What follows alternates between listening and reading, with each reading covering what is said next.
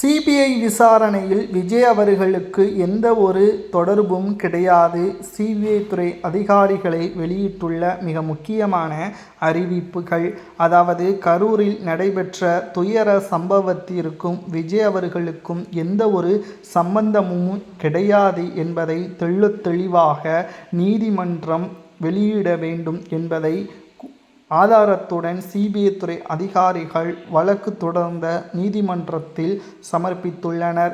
கிட்டத்தட்ட 2 நாட்கள் நடைபெற்ற சிபிஐ துறை விசாரணையில் 100க்கு மேற்பட்ட கேள்விகள் கேட்கப்பட்ட நிலையில் விஜய் அவர்கள் அனைத்திற்கும் தயங்காமல் உண்மையான பதில்களை தெரிவித்துள்ளார் என்பதை சிபிஐ துறை தரப்பில் இருந்து வெளியாகியுள்ளது.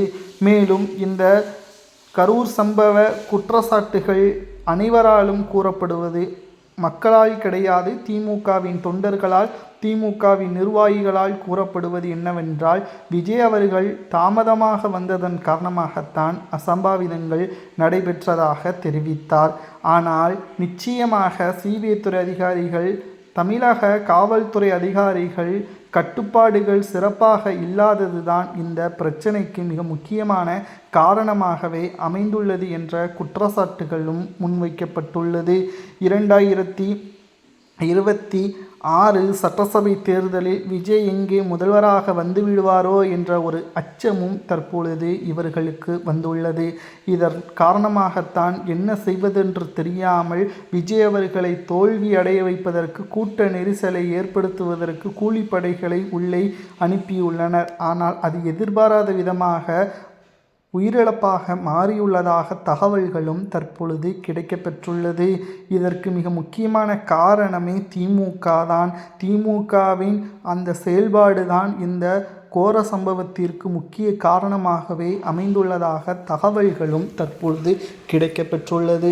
2026 சட்டசபை தேர்தலில் திராவிட முன்னேற்ற கழகத்திற்கு மிகப்பெரிய ஒரு நெருக்கடியாக இந்த தேர்தல் அமையும் என்பதில் துளி அளவு கூட சந்தேகமே கிடையாது. ஏனென்றால் 2026 சட்டசபை தேர்தலில் திராவிட முன்னேற்ற கழகம் ஆட்சியை இழக்கும். விஜய் அவர்கள் ஆட்சியை முழுமையாக வெற்றி வாய்ப்பை ஏற்படுத்துவார் என்பதில் நம்மால் பார்க்க முடிகிறது.